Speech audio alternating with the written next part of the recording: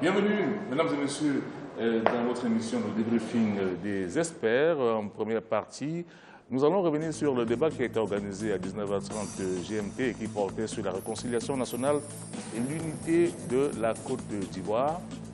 En deuxième partie, nous allons faire un zoom sur le candidat Afin Guessan qui est à la tête du FPI, FPI qui arrive divisé à ce scrutin présidentiel ivoirien. Et enfin, on va terminer par le débat qui sera abordé demain, vendredi à 19h30 GMT, et qui portera sur la justice et la lutte contre l'impunité. Je rappelle que ce débat-là est présenté par Babilas Boton et Marie-Angèle Touré. Alors, il y a trois invités ce soir. Je vais vous les présenter dans une minute. Il y a bien sûr Alafé Wakili, le directeur général du quotidien L'Intelligent d'Abidjan, qui fait figure ici d'éditorialiste. Et nous avons juste en face de lui M. Christophe Kwame, qui est ancien président de la Convention de la société civile, mais qui est actuellement le président de Civis Côte d'Ivoire. Bienvenue. Et Civis Côte d'Ivoire, qu'est-ce que c'est? Civis Côte d'Ivoire, c'est une association pour l'éducation, la promotion et la défense des droits de l'homme. Et surtout, Civis va fermer, si vous voulez, le pan de la société civile dont personne s'en occupe, c'est-à-dire l'éducation à la citoyenneté, l'éducation civique et morale. Nous avons à côté de vous M. Lucien Tapé Mambo. M. Lucien Tapé Mambo est aussi membre de la société civile, président de la plateforme de cette société civile-là en Côte d'Ivoire. Bienvenue. Merci. Et merci d'être venu. On va commencer donc par le débriefing, comme d'habitude.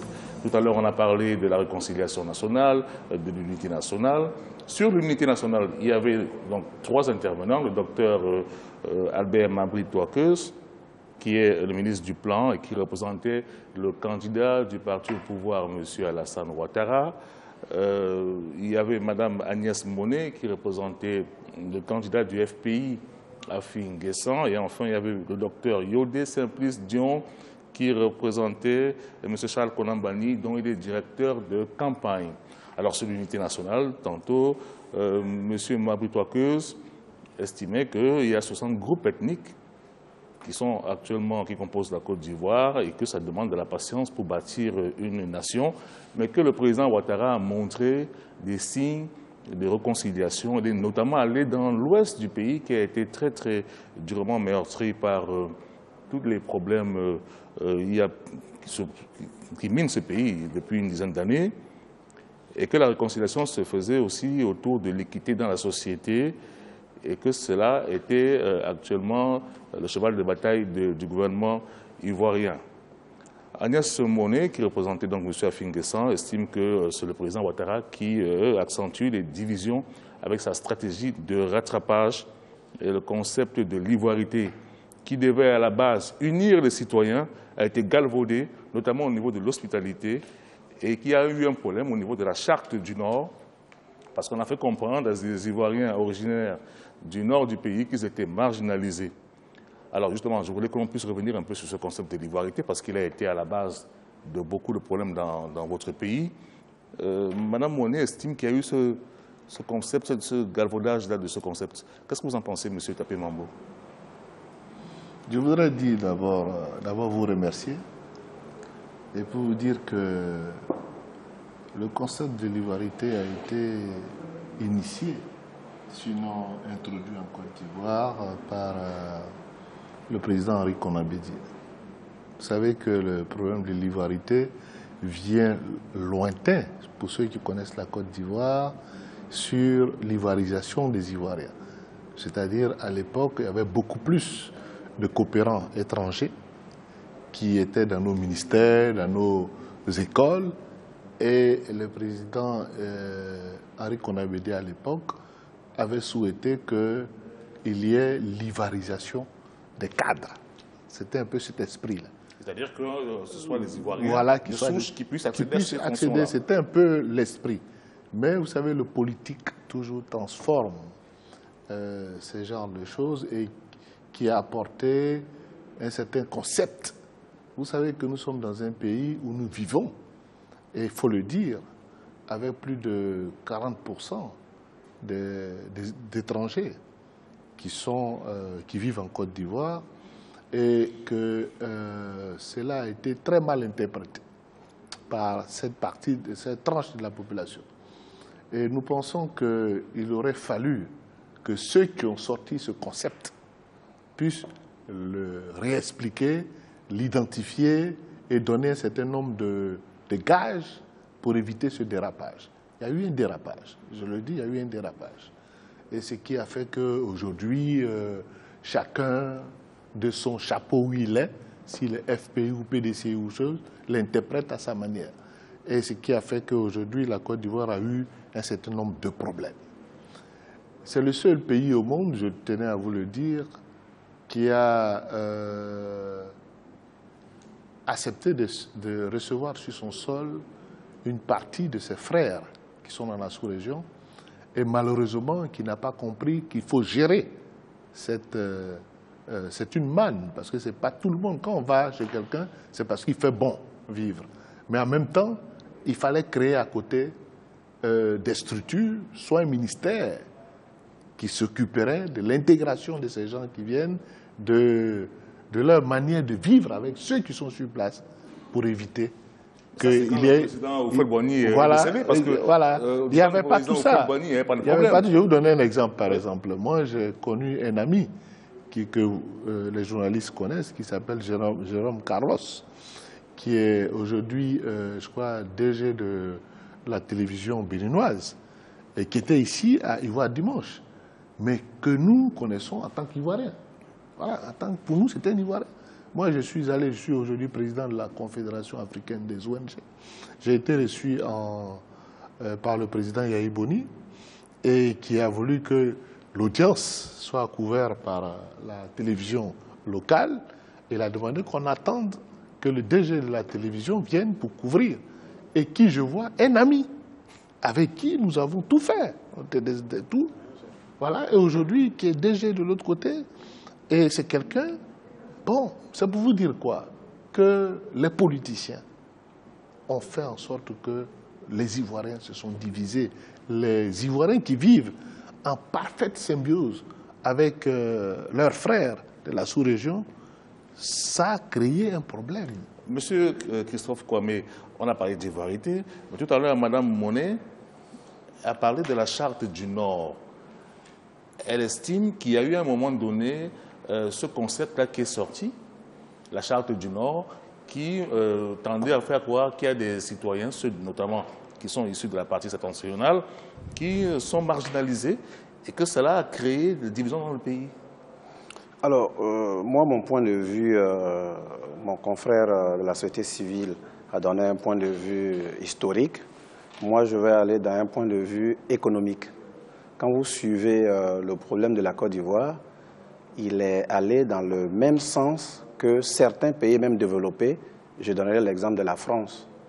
Jusqu'en 1984, on était la Suisse de la Côte d'Ivoire, et petit à petit, les terres ont manqué, et petit à petit, les cours de café et de cacao ont chuté. Donc, quand vous comparez la courbe de l'évolution du produit national brut, c'est-à-dire là où la Côte d'Ivoire était riche, et là où les crises financières commençaient, cela a coïncidé, les deux courbes ont coïncidé avec la crise du qu'on appelle, je dirais, dans les recherches sociologiques aujourd'hui, il y a un petit nom qui fait rire, c'est le plombier polonais. Vous connaissez le mythe du plombier polonais en France, c'est celui qui vient prendre le boulot du national. Donc la Côte d'Ivoire ne peut pas échapper dans la mondialisation qui est la nôtre aujourd'hui, à ce phénomène qui veut qu'au moment où un pays est en crise, on commence à regarder les voisins, et c'est les voisins non nationaux ou même qui sont là depuis des générations, qui sont nationaux par la nationalité, et qu'on jette l'opprobre sur ces voisins-là. Donc, sur le plan économique, l'ivoirité a coïncidé avec la crise financière des prix de café et cacao qui ont chuté.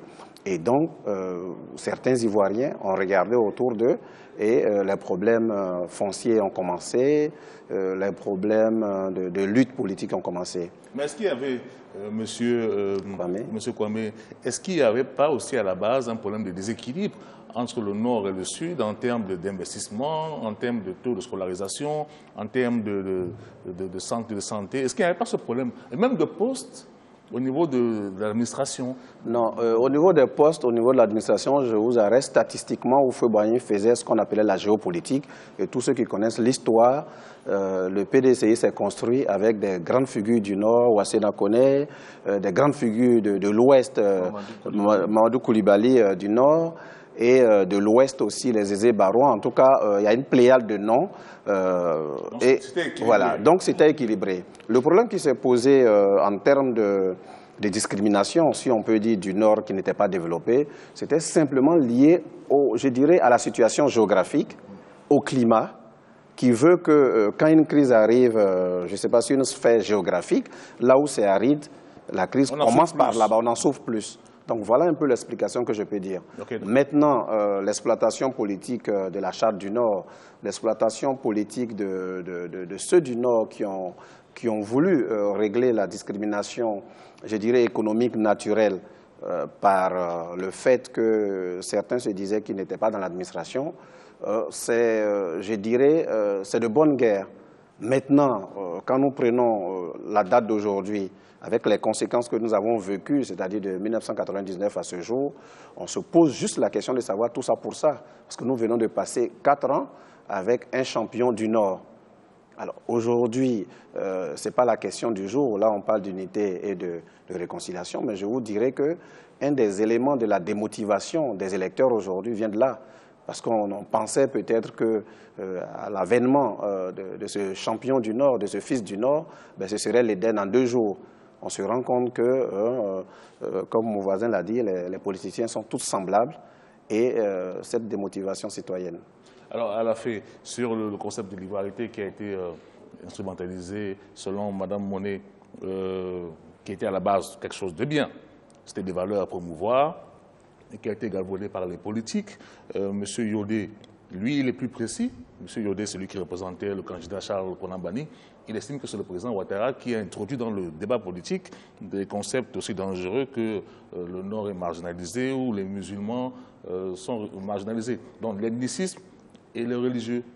Il faut dire qu'il a donné l'approche historique, l'approche économique, il y a une approche culturelle qui fait démarrer l'ivoirité avec Niango Rambois, qui était un grand homme d'art de Côte d'Ivoire, paix à son âme, qui aurait été le premier à employer l'expression, qui était à l'époque une réalité culturelle, qui était l'art d'être ivoirien.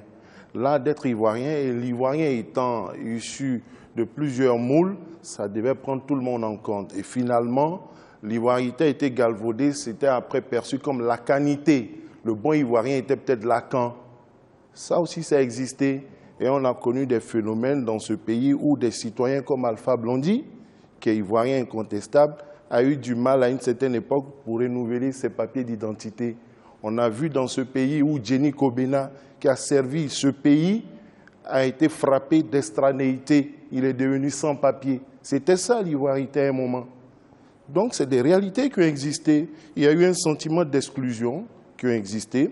Et la question de la citoyenneté... Ça a coïncidé aussi avec une crise économique. La Côte d'Ivoire, il y a toujours eu cette bataille entre ceux qui voulaient la Côte d'Ivoire 100% et la Côte d'Ivoire de l'ouverture.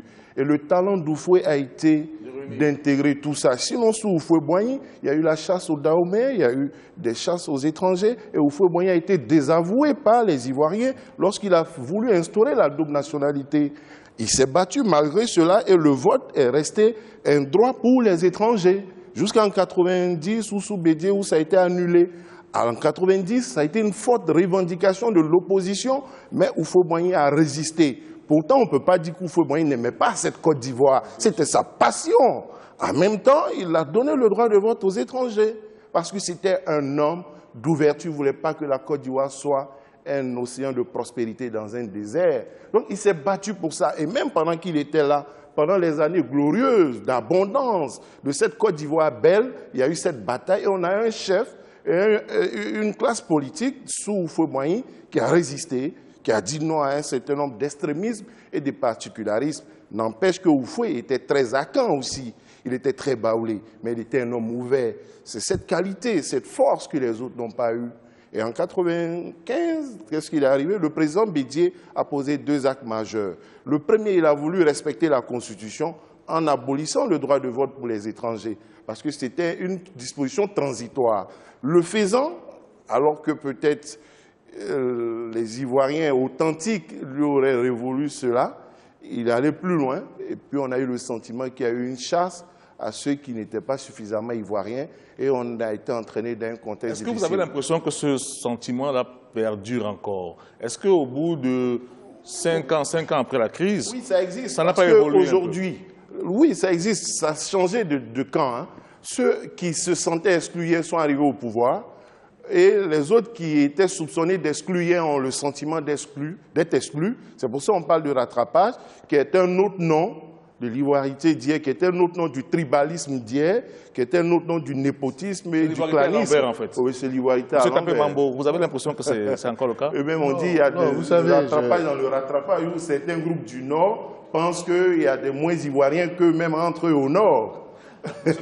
Vous savez que je vais être plus concis que les jeunes, tout simplement parce que nous avons l'expérience du terrain, parce que nous avons vu Houphouët-Boigny jusqu'à aujourd'hui Alassane Ouattara. Pour vous dire simplement qu'il y a eu beaucoup d'évolutions. Il y a eu beaucoup d'évolutions. L'Ivoirien, en réalité, n'est pas xénophobe. Ça, il faut le souligner. Deuxième des choses, il faut savoir que nous sommes une nation qui avons voulu, dans un premier temps, expérimenter ce qu'aujourd'hui vivent les États-Unis. Je tiens à vous le dire, c'est très important. La Côte d'Ivoire avait, quand elle a eu l'indépendance, voulu aller plus vite que les autres. C'est-à-dire, avait besoin de main-d'œuvre, avait besoin des intelligences. Il a parlé de 1959, où il y a eu le problème des Daouméens. C'était les intellectuels, c'était le quartier latin. C'est eux qui enseignaient nos jeunes, nos cadres, tout et tout. Et il y avait aussi la main-d'œuvre burkinabé. Il y avait des trains qui ont été faits entre le Burkina Faso et la Côte d'Ivoire à partir du Niger, qui faisait que la Côte d'Ivoire avait besoin, à cette époque-là, d'une main-d'œuvre qui permettait de faire en sorte qu'en 1970, il y a eu le miracle ivoirien. Mais quand vous faites un miracle ivoirien, il y a derrière les conséquences. Il y a le problème fondamental qui est le problème de l'intégration. Je l'ai dit, depuis 1960 jusqu'à aujourd'hui où je vous parle, il n'y a pas un ministère en Côte d'Ivoire de l'intégration. Ça manque. Non, il y a eu. C'est maintenant que le président Alassane Ouattara a mis l'intégration. Mais ce qui est important de dire, c'est de dire qu'il faut une politique, c'est ce que je voulais dire peut-être, d'intégration. Parce que je vais vous dire, quand vous demandez à quelqu'un de venir habiter chez vous, que vous mettez des conditions où la personne se sent à l'aise, mettez les conditions pour que la personne vive éternellement avec vous. Donc, il y a eu, nous pensons, des politiques qui ont été mises en place qui n'ont pas suffisamment mis l'accent sur l'intégration.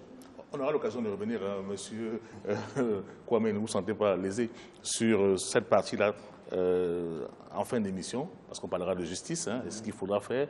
Là, nous sommes arrivés au terme de cette première phase. On se retrouve dans un instant après une courte pause.